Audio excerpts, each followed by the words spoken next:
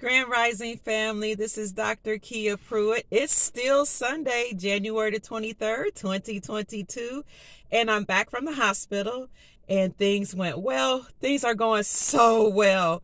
Thank you all so much for your prayers and your positive thoughts and healing vibrations. I wish I could tell you what's going on, but I'll just say I had a loved one who already had some pre-existing conditions that got sick and was rushed to the hospital. I wasn't with them at the time. So some decisions were made, from the staff that maybe seemed correct at the time. And they might have even been correct, as far as I know. But as soon as I got there, I listened to the medical professionals. This was a couple of days ago, and rounded up my children. All 8 of them came down, and we decided that we wanted my former husband's care to move in a different direction, but still, with the guidance of the medical professionals. I do live in Florida, so, it's a free state. So I feel like we might have had a little more, power or influence or legal rights. I don't know what you say, but they really listened to us and advised us, and we gave them some of our thoughts and our values, and we were able to steer my loved one's direction or health care and medical goals and treatment plan in a certain direction that were in alignment with our values. I'll put it that way, and they were honored. So I'm really grateful, that they listened, and I'm grateful that my children are so active and involved in our lives. And this is why I say it's so important to have family participation, because a lot of people don't understand why children are so involved in their parents' lives. And sometimes in-laws may come in or friends may come in, and they'll say things like, you shouldn't be so close to your family, you shouldn't help your mother, you shouldn't be so close to your father, this person needs to come first, that person needs to come second. And that's not how I live my life, and that's not the values that I've instilled in my children. And so I'm grateful that they are respectful and honorable, and they reverence their parents, and they're very active in our lives. For example, my children still drive me around. I'm active. I'm able to drive. I'm only 53 years young. Thank you very much. But, I have certain values in my family, and one of them is if there's a man around, a man does certain things. That's just me. And I'm okay with being taken care of. I'm okay with my one of my sons provides for me financially. And if I feel like working, I can. If I don't, he takes care of me, and I help him with his children, his daughter, I'm sorry. And I have sons that drive for me to make sure I'm okay. We're very active in each other's lives. My daughter is very active in my life. I'm very active in her life, helping her with her child, and with her companion. Her companion helps my family. So we're just really interconnected, and it's so important to me that family is that way. And because my children are so active, all 8 of them that are here are active. That I have one that I had with the previous marriage. He's on his own, and he has his own life and everything, but I still consider him my son. And we because he is grown and he has gone about his life, we don't see each other as much as I would like.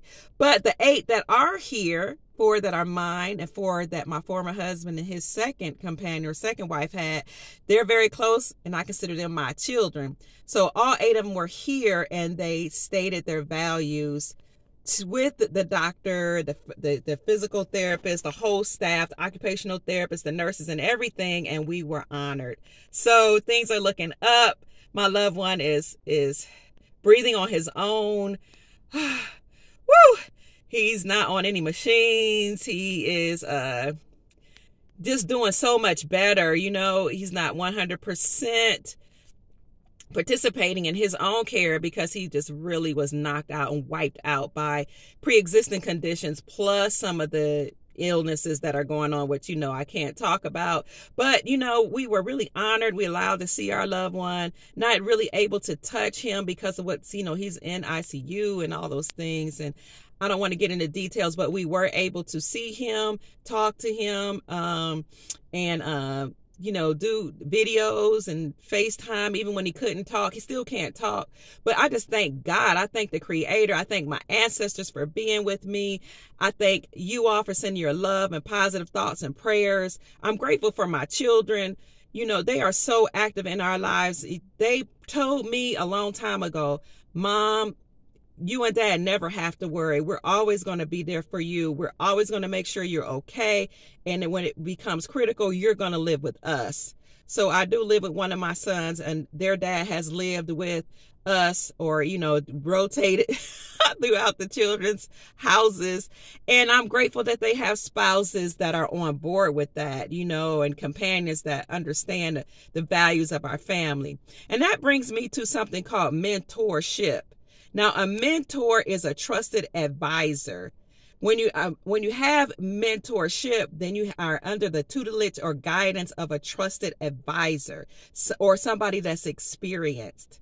Now, I've been a mentor in my children's lives, but I've also had mentors, and I still do have mentors. For example, my mom called me today, and she said the best way you can make sure your loved one, your former husband, or anybody in your life is taken care of sufficiently is if you take care of them yourself.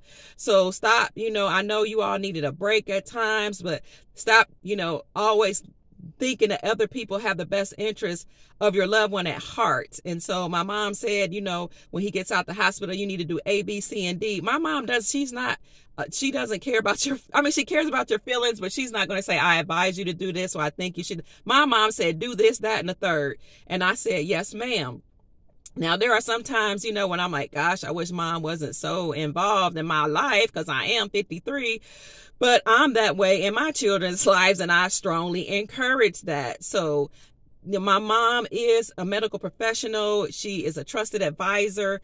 We have most of our values are in alignment. Sometimes our values are a little different, but I take into account what my mom has to say. And if it hurts my feelings or cause me to pause or, something like that, or feels a little uncomfortable, then I'll tell myself, like, look, this is your mother, and she wouldn't purposely hurt you. So you have to think about what she's saying. And if she's correcting you, allow yourself to be corrected. So mentorship is very important. And I wanted to talk about that, because when you allow yourself to be advised and guided by someone that you trust or someone who's experienced, then in essence, you're saying that I'm mature enough to handle correction and I want to be on a proper path. So that's my mom for me. It's my older brothers-in-law. They would call me sometime, and because they grew up like my brothers. We grew up in the church together, in the community together. We went to college together, high school together. Like, we just grew up together. So my oldest brother-in-law doesn't call himself correcting me, but he will say, I suggest we do this, that, and the third. Or, sis, what do you think about that? I highly respect you. I appreciate you. My brothers-in-law, I consider my brothers. So them and my brother will, offer some advice, and I appreciate that. Sometimes, I think, oh my gosh, there's a lot coming from many different directions, but mentorship is so important. As a matter of fact, I have a lady who trained me when I was in the church to be a minister, who called me the other day and said, I want to spank your tail. And I said, why? What did I do this time? And she said, I was listening to one of your videos and the language was a little, too much. So, I want you to be mindful of your persona and you keeping your reputation intact. And I said, yes, ma'am. And I corrected myself. I said, this video was a little too much. I was a little angry when I was talking about the powers that be and how I felt about the system. But, I corrected myself and I said, yeah, this video, I just took it down. You have to, even as an adult, if you want to grow, allow yourself to be guided by experienced mentors or people who have your best interest at heart, and even choose them for yourself. On top of that, it seemed like I had, my former husband, his auntie called me, and she really just called to check in and make sure he was okay. She said, I'm checking in to see how you're okay first, because you've been taking care of him and you and your children. And then I want to see how my nephew is doing. Now, my auntie, she helped raise me, even though she was like a community she was in a church and she was a minister, so everybody in the community looked up to her, which is how I even got into church when I was a young woman. I don't necessarily go to a church building now. I believe in fellowshipping, within my soul and within my spirit. That's just where I am right now.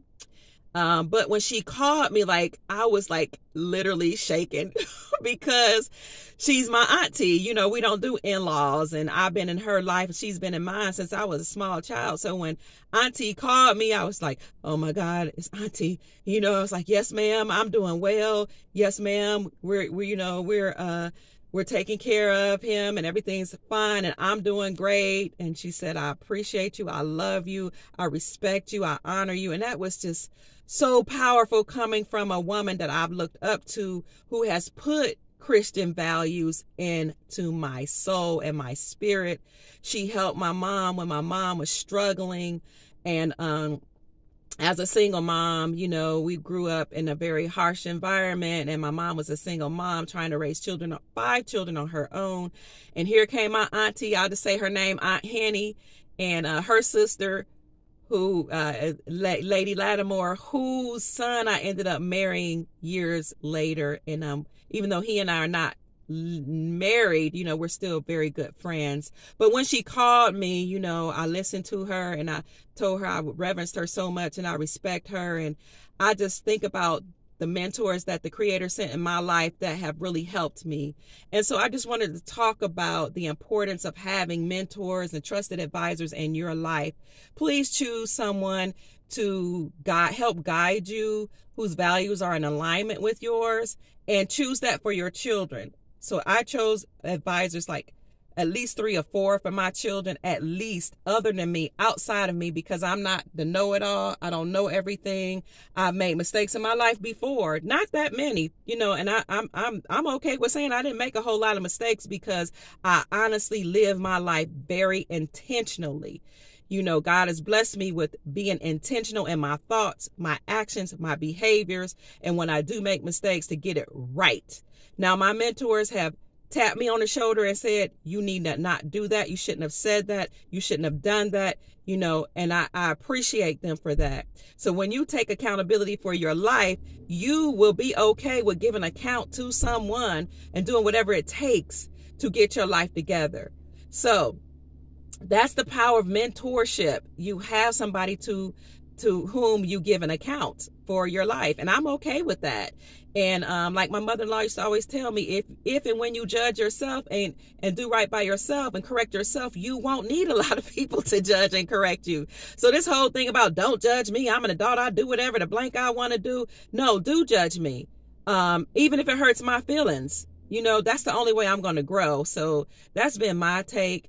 And I just wanted to come back because I know the last video might have sounded like, I was talking about the power of love and family and cohesiveness, and it might have seemed like I've always been that way, but I've had struggles.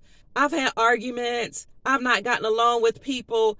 I've wanted to fight, but it took me some time. I had to heal, and sometimes I had to step away and get myself together and pray and meditate. And I've gotten lots of counseling. I've had life coaches. I've read books. I've healed myself. I've had journals. I've had talks with myself. I've spent time out in nature.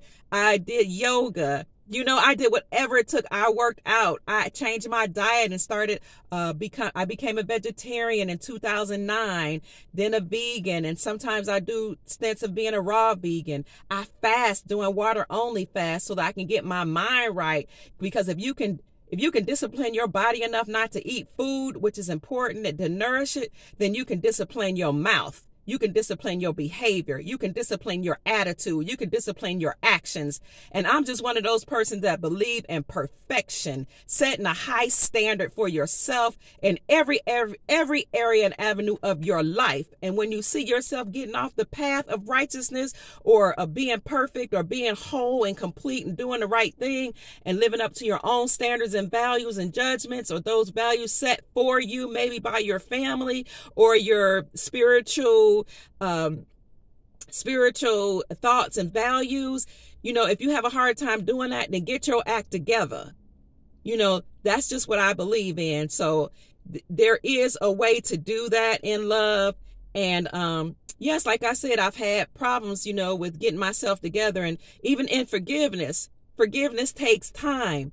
But when you desire to be righteous, then you will forgive. But allow yourself the time and the grace and the love, and be gentle with yourself until you get there. You can and you will if you are intentional and you make that a goal. You can be whole, you can be healthy, you can be happy, you can be in a place of peace, you can communicate well with others, you can get along, you can be righteous, whatever it is. Set a high standard for yourself. Give an account to yourself, to your higher self, your higher being, but to yourself first. And maybe set people in your life as mentors to whom you have to give an account, so that when they tap you on the shoulder and say you need to do better, you will listen. So I wanted to say that today because it's important. In this NESARA era, in this era of going into the fifth dimension, we can become the best possible versions of ourselves if we set our intentions to do so and we live that life of intentions. Live intentionally. Set a high moral standard for yourself and give an account to yourself, to your higher self, your higher power if you have one, and to others who will hold you to that high status. So again, it might take time, it might take healing, it might take counseling, but do whatever it takes. That's what I wanted to say today. We are moving to the fifth dimension, and those people who aren't willing to get on board with love and forgiveness will be left behind, and I will not be one of them. So that's why I'm always trying to encourage people to live their highest self and become their highest self, live to the highest potential. Now, I've had my children say, Mom, you're so hard sometimes, but I'm a soft person and I'm loving and kind. But sometimes I have to come across assertively and say, you can do this and you must do this if you want to be judged as righteous. Now, in the principle of my aunt, it says when you die or you transition, if we ever do, because I believe people can live forever. When you do transition, they say, my aunt, she is a goddess. She will weigh you on your heart on the scales of righteousness and of justice, love, and peace. And if your heart is soft and loving and full of forgiveness, then it will be lighter than a feather. So on one end of the scale is your heart, and another end of the scale is the feather.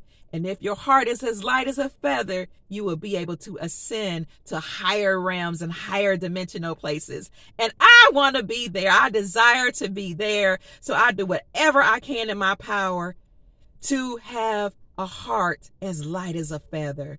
I want to make my ancestors proud. I want to make my higher self proud and my creator proud of the life that I have decided to live. So let's co-create a wonderful, beautiful, amazing life, and let's ascend together in love. We have this family as we descend to the fifth dimension. Let's be the best version of ourselves. So I hope I didn't ramble on too long. I can be long-winded sometimes. Things are looking up. We're moving to a higher dimensional place, and the Creator is rewarding us according to our lifestyle. So the Creator will reward you when you desire to be your higher self and you work towards that. So let's do that. There's enough love for everybody. There's no competition. Not only in love and in families and in communication, but also in the financial realm. There's going to be a release of amazing wealth to put us on a level playing field. And where we're going, there's no room for hatred, anger, and unforgiveness, and racism, and division, and this whole you against me. So let's work on that right now. We can actually work on that right now and usher in that beautiful, amazing reality. So, as you speak it, as you think it, as you walk it, so it is. So let's move forward in love. That's about all I have to say. This is Dr. Kia Pruitt. It is always my great pleasure to come before you in love and to share all the amazing joy that the Creator has given me. And trust me, I've had to work towards it. I've had to study every religion under the sun, even Buddhism, so I can learn some detachment, in some ways, so I can detach myself from some unhealthy behaviors. Oh, and in my conclusion, sometimes it's best to step away from people if they aren't resonating on your frequency. That doesn't mean that in the future you won't get along with them. But if you see something in somebody that you don't like, sometimes that's a mirror being held up to you to show you what's actually in you that you don't like. And that's what Dr. Kia Pruitt has had to learn. If I see something in somebody and I say, oh, I can't stand that, I had to tell myself that's probably something that you don't like about yourself. So get it together, Dr. Pruitt, and live an amazing life. And